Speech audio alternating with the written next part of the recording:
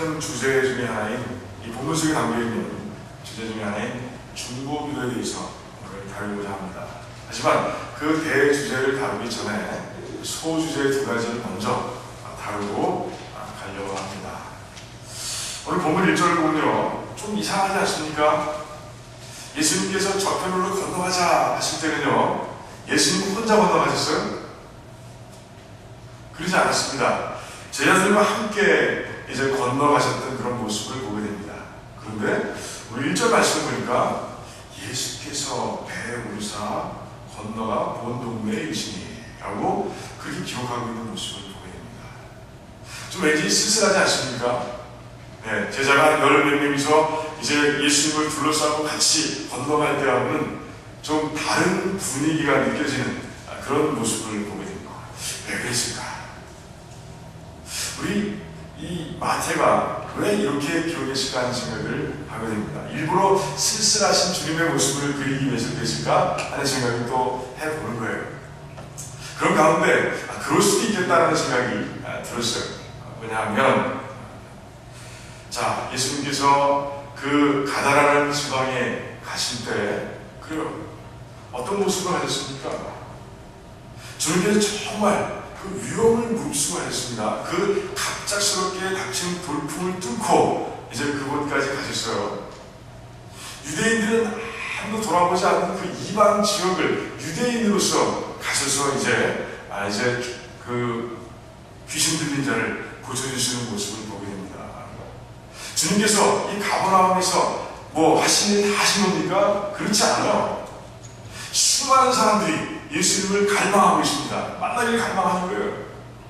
그분을 통해서 병을 고치기를 원하는 그런 마음이 그들의 마음속에 있습니다. 그러니 아직도 unfinished business 그곳에 있는 거예요. 그럼에도 불구하고 그 모든 것들을 다 내려놓고 이제 그곳에 가다라 지방에 가서 지금 이방인들에게 복음을 전하기 위해서, 이 천국 복음을 전하기 위해서 주님은 그곳에 가신 거예요. 자, 그런데 그렇다면 이제 그 동네 사람들의 반응이 어떻게 되겠습니까? 상식적으로 보면 당연히 막 그냥 예수님 어서 오십시오. 그 사람만 지금 위험한 게 아니고 그 사람만 힘든 게 아니었습니다. 우리 동네 한번 들어와 보십시오. 수많은 환자들이 있고요, 또 귀신 들린 자도 있습니다 라고 얘기하면서 예수님을 잡아 끌었어야 돼요. 그 좋은 기회를 놓치지 않았어야 되는 거예요. 그런데 그들은 어떻게 합니까? 그렇지 않아요. 이 도시 안에 들어오기 전에 그 안으로 발도 들여놓지 못하게 그 사람들이 다 나와서 이제 예수님께 얘기하는 거예요. 제발 떠나주세요. 간청했다고 되어 있어요. 간구했다고 되어 있어요. 제발 떠나가는 거예요. 지금 그들은 불러온 복을 걷어차고 있는 겁니다. 그렇지 않겠습니까? 당연히 예수님을 통해서 복을 누려야죠. 하지만 그들은 그렇지 않아요. 왜 그렇습니까? 그들이 본 게 돼지떼 그 2,000마리 그 죽은 것이 정말 하나님 되시는 주님보다, 그리고 그들의 마을에 있는 정말 주님의 손길을 정말 기다리고 있는, 주님의 손길이 닿아서 치료를 받아야 할 그 사람들보다 훨씬 중요한 거예요. 사람보다 재산이 중요한 거예요. 사람보다 물질이 중요한 거예요. 그런 가운데 굴러온 복을 막 차오르는, 그러나 이해할 수 없는 반응을 이제 이 말씀 가운데서 그들이 보여주고 있는 것이죠.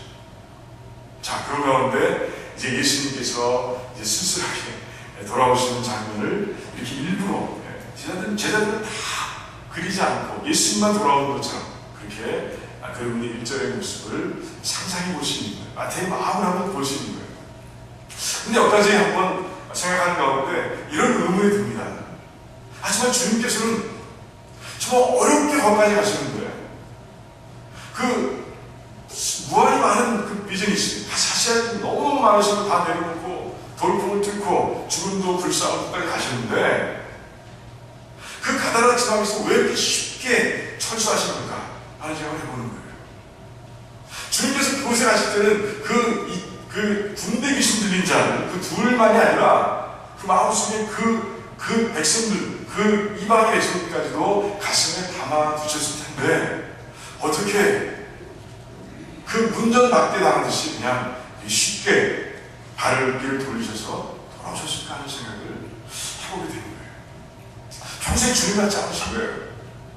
정말 안타까운 마음으로 그 말씀을 전하시는, 그리고 천국복음을 전하시고 정말 날이 저물도록 그 저무는 것도 모르시면서 그렇게 그 복음을 전하시고 그 기적을 일으키셨던 그 주님의 모습과는 좀 동떨어진 것 같습니다. 왜 그러셨을까요? 주님은 아무 대책 없이 그것을 따라온 것인가요? 그렇지 않다는 것을 우리는 마가복음과 누가복음에서 보게 됩니다. 똑같은 사건을 다루고 있는 그 누가복음과 마가복음에서는 이런 일이 기록되어 있는 것을 보게 됩니다.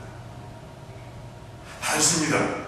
그 귀신 들린 가운데서 구원함을 받은 그 한 사람, 처음부터 한 사람이에요. 한 사람이 주님께 나와서 얘기합니다. 제가 주님을 따라하기 원합니다.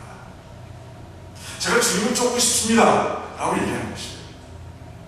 아마 두 사람 중에 한 사람이 그랬던 것 같아요. 그런 가운데 이제 주님께 간청하는 모습입니다. 근데 주님께서 뭐라고 하십니까? 주님께서는 따라오라고 하셨어요. 너는 그것을 아마 내 가족과 내 친족과 그들에게 너에게 베푸신 하나님의 은혜를 증거하라 라고 주님께서 말씀하시는 거예요. 자, 그러고 나서 그가 어떻게 했습니까? 그는요, 그 가다나 그 지방, 그 도시뿐이 아닙니다. 그 대가볼이라는 그 전체 그 디스트릭트, 그 지방을 막 다니면서 열심으로 자기에게 일어난 일을 간증하는 모습이 말씀 가운데 기록되어 있는 것이에요. 주님께서 혼자 그냥 떠나신 건 아니에요. 그냥 아무 대책 없이 그 지방을 떠나오신 건 아니에요. 이제 하나님께서 은혜를 베푸시고 구원한 사람, 그 한 사람을 세우시고 그 사람들이 인해서 복음을 전할 수 있도록 만들어 놓으신 이후에 이제 그것을 떠나오신 모습을 우리가 보게 되는 것이에요. 여러분, 이 전략은요, 주님의 이 전략은 지금도 유효합니다. 지금도 그렇게 일이 진행되고 있습니다. 자, 그렇다면 우리가 살고 있는 이 시카고 땅, 우리가 이루고 있는 가족, 또 친지들, 그리고 우리와 사귀고 있는 친구들, 우리가 다니고 있는 일터, 이곳에서 복음을 전하도록 하나님께서 세워놓으신 그 복음의 동역자들은 누굴까요? 누구겠습니까? 바로 우리들이라는 것이에요. 우리가 하나님의 은혜를 엄청나게 받았습니다. 구원의 은혜를 받았습니다. 하나님께서 거저주신 그 은혜 가운데서 구원을 받았어요. 우리를 세워주신 거예요. 우리를 복음의 동역자로 세워주시고 이제 우리가 있는 곳에 잃어버린 영혼들을 향해서 우리로 하여금 나가 복음을 전하라고 주님께서는 그 일을 우리에게 맡겨주신 거예요. 주님께서 하늘나라로 올라가시기 전에 그 제자들을 모아주시고 이제 너희들이 해야 할 일이 있는데 너희들이 이제 잃은 영혼들을 구하라 라고 말씀하시는 모습을 보지 않습니까? 그게 주님의 전략인 거예요. 자, 이제 여러분들은요 그냥 성도들이 아닌 거예요. 여러분은 바울이 고백한 것처럼 여러분은 복음의 동역자로 하나님께로부터 불림 받은 분들이에요. 이 사실을 분명히 믿으시기 바랍니다. 그리고 내가 있는 것, 내가 거처하고 있는, 내가 속한 공동체, 그냥 있는 듯이 없는 듯이 다니는 것이 아니라 때를 얻든지 못 얻든지 복음을 전하는 그런 여러분들. 정말 그 귀신 들렸다가 귀신이 다 빠져나가고 자기에게 일어난 놀라운 일을 증거하며 대가볼린 사람들이 놀라게 했던 그 백성처럼 이 지역에 있는 사람들을 복음을 통해 놀라게 하는 그런 여러분들이 다 되시기를 주님의 이름으로 축원드립니다. 꼭 하시기 바랍니다. 하나님께 세워주셨어요. 자, 두 번째 작은 소주제는 어디에 있는가? 이제 예수님과 서기관들 사이에 논쟁하는 논쟁 속에서 우리가 발견하게 됩니다. 주님께서는요, 이제 저희들의 믿음을 보시고 중풍병자에게 이렇게 말씀하십니다. 소자, 내 죄가 사해졌느니라 라고 말씀하십니다. 자, 그 말을 들은 그 서기관들은 마음속으로 이제 뭐라고 합니까? 저자는 참남한 자라라고 이야기합니다. 참남한 자가 무슨 뜻이에요? 신성모독이라는 거예요. 신성모독이라는 거예요. 왜 그렇습니까? 그들의 생각이 맞아요. 예수님이 누구신지, 예수님이 하나님이 아니시라면 그들의 생각이 맞습니다. 오직 하나님만, 이 우주 안에서 오직 하나님만이 죄를 사해 주실 수 있는 권세가 있으십니다. 그러니 예수님이 하나님이 아니신데 그런 말을 했다면 정말 참담한 죄를 짓는 거예요. 하나님의 자리에 스스로 올라가 있는 그런 불경죄를 지는 거예요. 잘못하면 돌에 맞아서 죽을 수도 있는 그런 사람인 거예요. 그런데 어떻습니까? 자, 그들 예수님 못 나갔어요. 예수님 누구세요? 하나님이세요. 하나님이시기 때문에 분명히 권세가 있는 거예요. 죄를 사할 수 있는 권세가 그분께 있는 거예요. 그런데 서기관들은 몰랐어요. 자, 여기까지는 본문에 있는 내용을 그대로 제가 짤막하게 정리한 거예요. 자, 그런데 그 다음에 질문이 있을 수 있어요. 이런 질문이 있을 수 있어요. 아니, 주님께서 그런 죄를 용서하시는 권세가 있으시다면 왜 굳이 십자가를 지셔서 그 고난의 있는 길을 가셔가지고 우리들을 죄에서 구하셨냐는 거예요. 자, 그 권세를 가지고 사용하시면 되잖아요. 이 땅에 사시는 동안에는 만나는 사람들마다 만나서 그 믿음을 보시고 너 죄를 사했다, 내 죄를 사해준다, 이렇게 구원하시면 되는 거고요. 그리고 이제 떠나실 때는 그 12제자들, 사도들에게 이제 권세를 주셔서 죄를 사하시는 권세를 나눠주셔서 위임하시고 그 일을 하게 하시면 되는 거잖아요. 그것도 모자라면 그 사도들 말고 제자들에게도 그것을 나눠주시면 되는 거 아닙니까? 그런 가운데 얼마든지 죄를 용서하시고 그리고 구원하실 수 있잖아요. 너무나 당연한 질문 아닙니까? 그런데 왜 주님께서는 굳이 십자가를 짊어지시고 그 보혈을 철저히 흘리시고 물까지 다 흘리시고 그런 모습으로 돌아가시고 그런 가운데 우리 죄를 사하시는 거예요? 왜 그런 어려운 길을 걸어가시면서 우리를 용서하시냐는 거예요? 왜 그런 것입니까? 왜 그러셨어요? 히브리서 9장에 보면 이런 말씀이 있습니다. 피 흘림이 없이는 사함이 없다. 사함 없는데 죄를 사해 주시는 거예요. 그게 하나님의 방법인 거예요. 하나님께서요, 아담을 추방하실 때, 하와를 추방하실 때 그들에게 그 어떤 옷을 입혀주셨죠? 핑크 코트인지 모르겠지만 가죽옷을 잘 만드셔서 이제 입혀주셨어요. 자, 그렇다면 짐승이 뭔가 몇 마리는 한 마리인지 두 마리인지 모르겠지만 죽어갔어요. 하나님께서는 짐승을 죽이시고 그 가죽을 잘 다듬으셔서 이제 아담과 하와에게 입혀주신 거예요. 죽을까 버리셨을 거예요. 물론 그런 마음이 있을 거예요. 하지만 하나님께서는 그들을 덮어주신 거예요. 그 죄를 덮어주신 거예요. 그 짐승의 피를 흘리신 분에 위해서 아담과 하와의 죄를 덮어주신 거예요. 왜? 비록 추방된 자리로 가지만 하나님은 그들과 교제하고 싶으신 거예요. 그런 가운데 이제 아벨은요, 양을 칩니다. 가축을 칩니다. 왜? 그 쓸데없는 것. 먹을 수 없어요. 아무 도움이 되지 않아요. 그런데 왜 1년 내내 수고하면서 쳐야 된다는 것이죠? 바로 그거예요. 거기에 이유가 있는 거예요. 죄사함.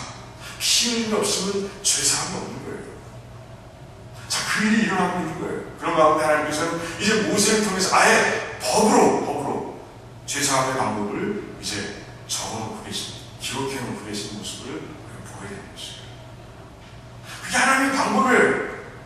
그게 이 아담을 추방할 때부터 시작해서 지금까지 예수님 오시기 전까지 하나님께서 만들어 놓으신 법인 거예요. 용서하는 법. 하나님께서 죄를 사하시는 법이에요. 그 법을 하나님께서는 따르고 계십니다. 하나님께서 죄를 사할 수 있는 권세를 가지고 있다고 하셔서 하나님이 그래서 피곤하시고 고통스럽고 좀 피하고 싶다고 하셔서 그래서 그 죄를 그 방법을 넘기시는 분이 아니시라는 거예요. 이 말씀 가운데서 우리는 하나님의 성품을 발견하게 되는 거예요. 신실하신 성품, 변하지 않으시는 하나님의 성품을 발견하게 되는 거예요. 우리는 자칫 잘못하면요, 우리 하나님께서 정말 말씀을 조금 덜 지켜도 괜찮겠지, 그렇게 봐주시겠지 하는 생각을 가지고 계실 거라고 생각하는 분들 많을 겁니다. 구원받았습니까? 이제 천국 갈 텐데 뭐 그런 생각이 있을 거예요. 아니 그렇지 않다는 거예요.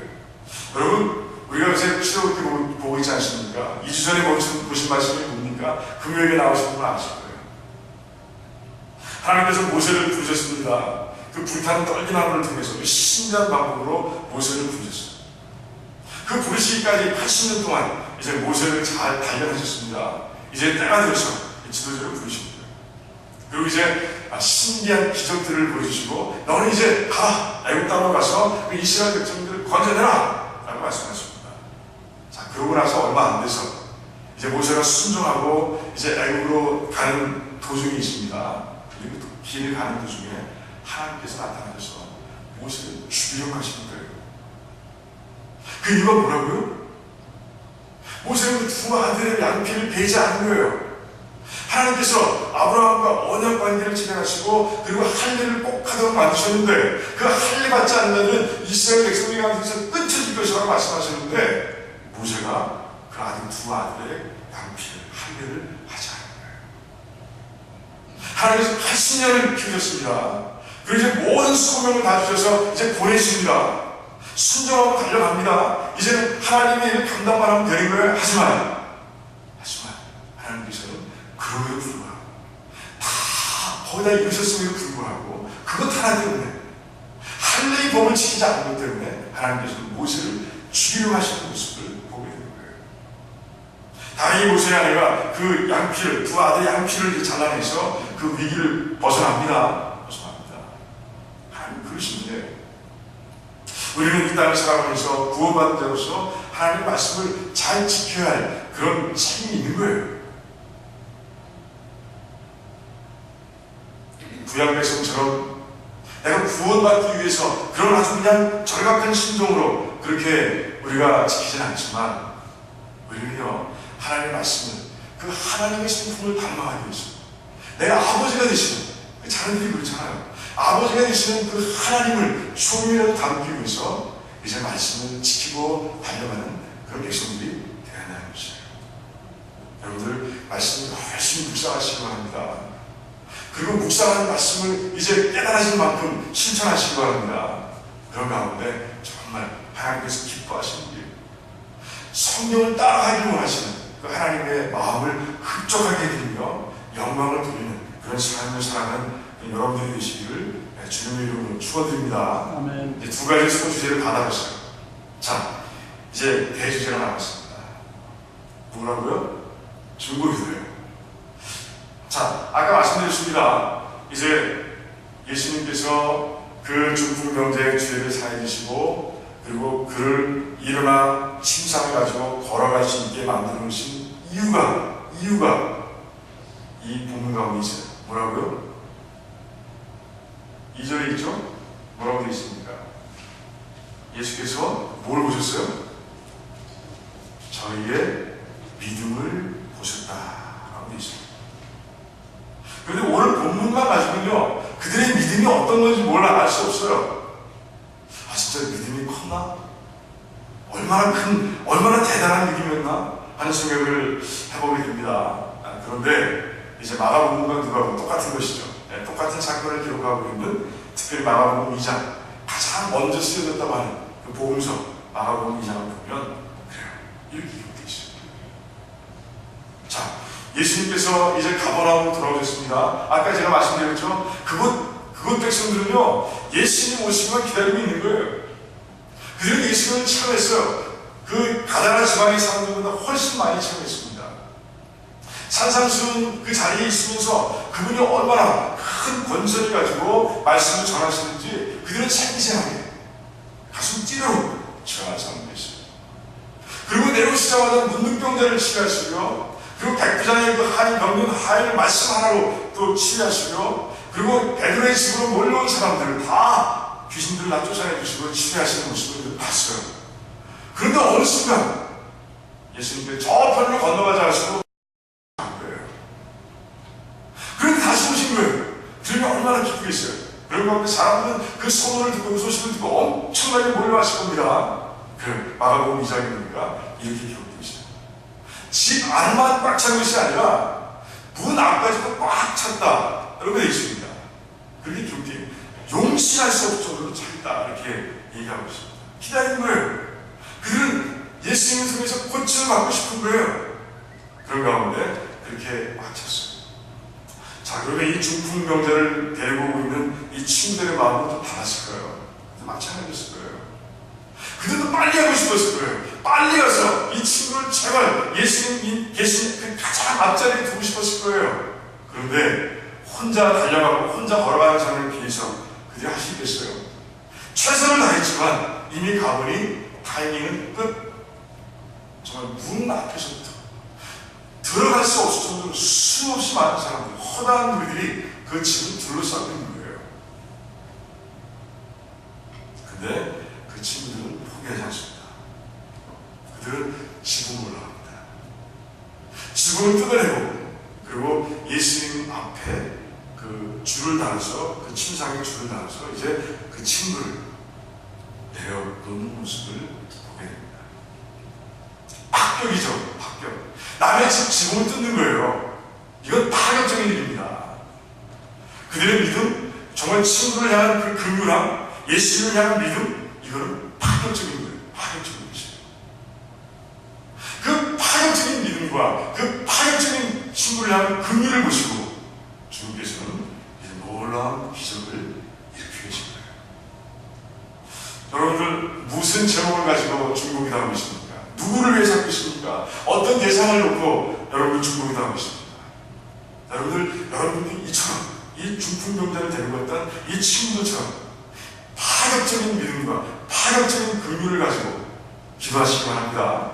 그래서 그 믿음과 긍휼을 보시고 역사하시는 하나님의 손길을 좀 체험하는 여러분들이 되시기를 주님의 이름으로 축원드립니다. 1858년 인도의 한 여성, 라마바이라고 하는 여성이 태어났습니다. 그 여성은 그 인도의 카스트 제도가 아시죠? 가장 위의 계층이 뭐예요? 브라만 계층이에요. 그 브라만 계층에서 태어난 그런 여인이었습니다. 그러면 남조를 건 없는 거죠. 그리고 자기 아버지는 산스크리트어에 능통한 사람이었어요. 산스크리트어는 그 힌두 경전을 쓴 그 언어입니다. 굉장히 그 고급 언어라고 볼 수 있는 거죠. 통달에서 가르치는 교사예요. 어렸을 때부터 그런 분위기 속에 자랐기 때문에 이 라마바이, 이 여인도 정말 힌두교에 푹 빠져 있었고, 그리고 자부심도 있었고, 그리고 그 신을 믿었고, 그리고 산스크리트어를 아빠에게 배워서 또 능통하게 됐어요. 그런 가운데 어디 가든지 그 산스크리트어를 그 라마바이, 그 여인이 낭송을 하게 되면 모든 사람들이 그 아름다운 목소리와 그 능통함에 막 정신이 막 이렇게 현몽할 정도로 막 그렇게 유명한 사람이 됐어요. 그래서 그 라마바이라는 그 이름 앞에 정말 선생이라는 호칭을 붙여줬어요. 그 정도였어요. 그 당시에 여자들에게 이 산스크리트어를 가르치는 것은 파격적인 일이에요. 네. 하지 않습니다. 그런데 이 라마바이는 총명했는지 아버지 그 가르침 속에서 이제 그렇게 성장했어요. 그런데 그러다가 이제 결혼하는데 여러분 그 수드라라는 계층 아십니까? 카스트 제도 중에서 4단계가 있지 않습니까? 그 중에 가장 밑에 계층이에요. 남편을 그 수드라 계층에서 찾은 거예요. 그런 가운데 이제 사람들이 지탄을 받기 시작하고, 그리고 가지고 있는 건 다 잃어버리고 아주 빈하게, 아주 가난하게 살아갑니다. 그러다가 2년이 지난 후에 남편도 죽어갑니다. 그러니까 사회적인 냉대에다가 가난에다가 도저히 견딜 수 없는 거예요. 하지만 청명하니까 이제 어떻게든 살아보려고, 딸과 함께 살아보려고 이제 영국으로 건너갈 계획이 있습니다. 확 선생님이 되겠다는 거죠. 진짜 학교에서 가르치는 그런 학교의 교사가 되기 원해서 이제 기독교 단체의 도움을 받아서 영국으로 갑니다. 그런데 이것이 바로 하나님께서 라마바이를 부른 손길이었어요. 부르신 손길이었어요. 그래서 이제 기독교를 대하고 성경을 읽고 하는 가운데 이제 눈이 뜨기 시작하는 거예요. 내가 왜 이렇게 살았지? 내가 신도교에 묶여서 그렇게 살아왔구나. 그런 가운데 이제 회개하고 눈물을 흘리고 드디어 이제 기독교를 개종하게 됩니다. 그리고 이제 개종하고 1898년 이제 돌아옵니다. 돌아와서 이제 그 고아들과 과부들을 모아서 한 2,000명들을 모아서 이제 자선단체를 세우고 그들을 돕기 시작합니다. 그들을 케어하기 시작합니다. 그리고 묵티라는 그 기도 공동체를 만들어서 이제 같이 기도하기 원하는 사람, 그 2,000명 가운데서 예수 그리스도를 영접하고 정말 뜨겁게 같이 기도하기를 원하는 30명의 성도들을 데리고 기도하기 시작합니다. 그 고아와 과부들, 그리고 그 자선단체를 위한 기도가 아니었습니다. 그 신두에 묶여서, 그 우상에 묶여서 이제 눈을 뜨지 못하는 그 백성들을 향해서 기도하기 시작합니다. 하나님 저들을 풀어주시기 원합니다. 나를 풀어주듯이 얘네들을 밝게 하셨듯이 이제 그들이 하나님의 말씀을 믿게 하시고, 그리고 이제 그들의 눈을 뜨게 하시고, 그래서 하나님께 나올 수 있도록 도와주시기 원합니다. 라고 기도하기 시작합니다. 그 30명의 그 소녀들과 함께 매일 밤 거의 철야하듯이 열심히 기도합니다. 그런 가운데 그것도 모자라서 그런 영국으로 돌아갑니다. 그런 가운데 이제 그곳에 있는 캐직 사경에 가서 이제 기도를 부탁합니다. 한 4,000명 정도의 멤버를 가지고 있는 그 기도단체였어요. 그들의 기도 제목은 그런 거였어요. 하나님, 이 온 세계가 회개하게 하셔서 회개하는 가운데 영적 부흥이 온 세상을 이제 흔들기 원합니다. 휩싸이기 원합니다. 라고 그 기도 제목을 놓고 기도하는 사람이었어요. 그런 가운데 이제 그 라마와에 가서 부탁하는 거예요.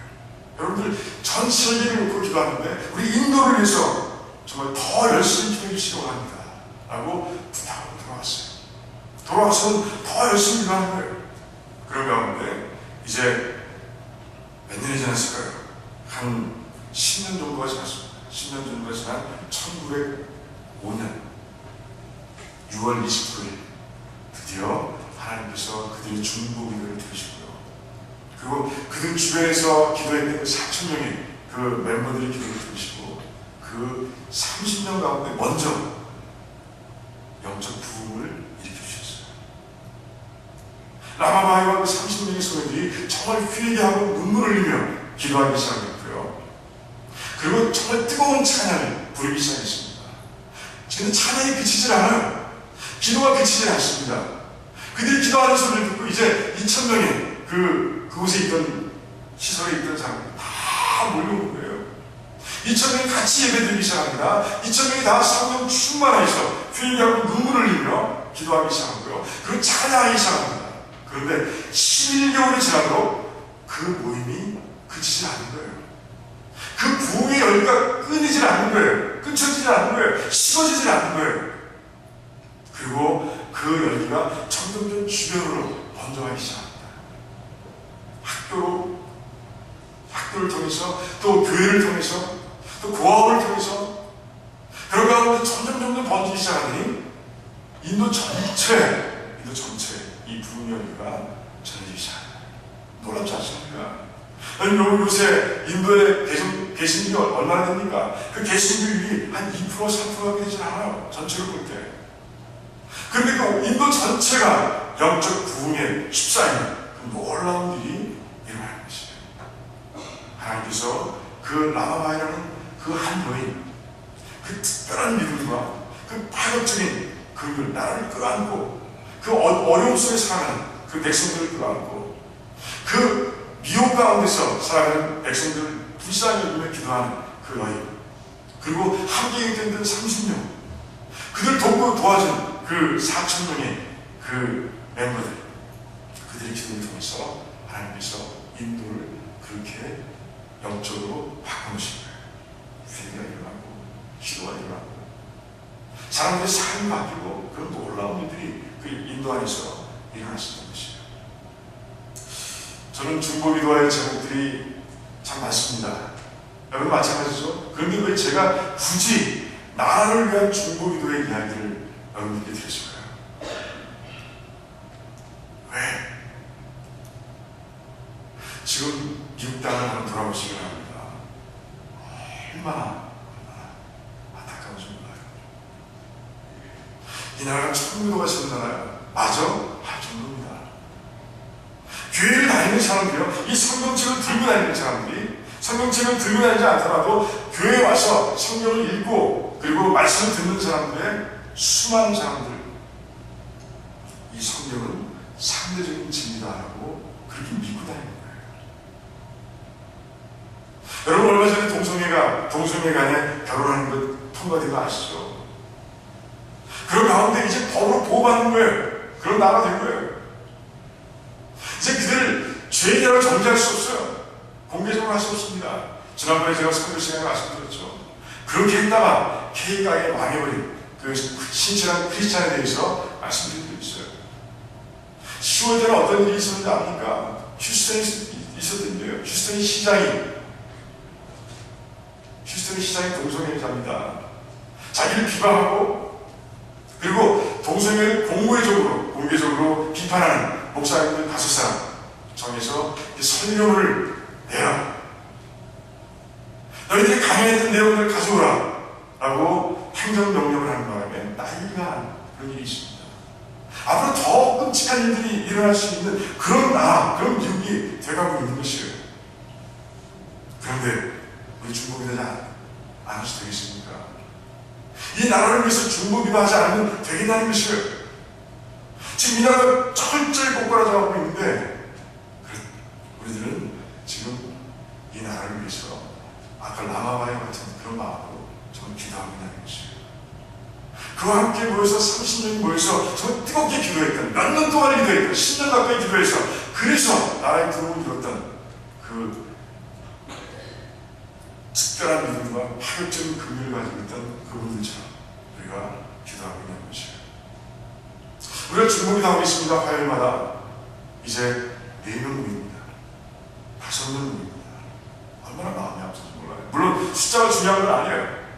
하지만 정말 그런 마음으로 우리 정말 이 특별한 이 파격적인 믿음과 긍휼로 집에서 나라를 위해 중복이도 하는 분들 몇 분이 하는 것이죠. 금요일마다 기도하고 있습니다. 나라를 위해서 기도하고 있습니다. 새벽마다도 기도하고 있습니다. 그 자리에 동참하지 못하더라도 정말 똑같은 마음을 가지고 파격적인 믿음과 긍휼을 가지고 이 나라를 위해서 중보기도 하는 그런 분들이 몇 분이나 계시는지 오늘 이 시간 묻고 싶은 거예요. 그래요. 중보기도 많습니다.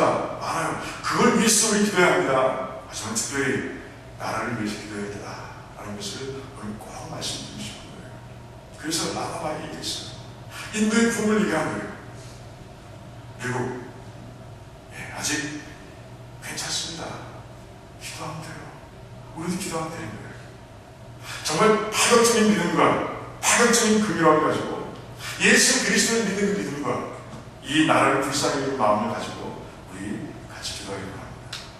그래서 정말 다른 중복도 중요하지만 정말 이 나라를 위해서, 이 미국 땅을 위해서 기도하는 가운데 우리가 끊임없이 기도하는 가운데 몇 년이 걸릴지 모르겠습니다. 하지만 기도하는 가운데 우리에게 먼저 성령 하나님께서 임하시고 그 부흥의 열기가 점차 우리 이웃들에게 전해지는 가운데 이 미국 땅이 영적 부흥을 이루는 그런 놀라운 일의 중심이 있는 여러분들이 다 되시기를 주님의 이름으로 축원드립니다. 기도하겠습니다. 말씀을 근거해서 잠깐 같이 기도하기를 바랍니다. 어때요? 여러분들은 기도하고 있습니까? 주님께서 보시기에 저희들의 믿음을 보니 내가 도와줘야 되겠다, 내가 역사해야 되겠다 하는 그 마음으로 우리가 중보기도하고 있습니까? 특별히 오늘 말씀드린 것처럼 이 형편없어 가져가는 영적으로 말씀드리는 거예요. 이 나라를 끌어안고 긍휼함을 가지고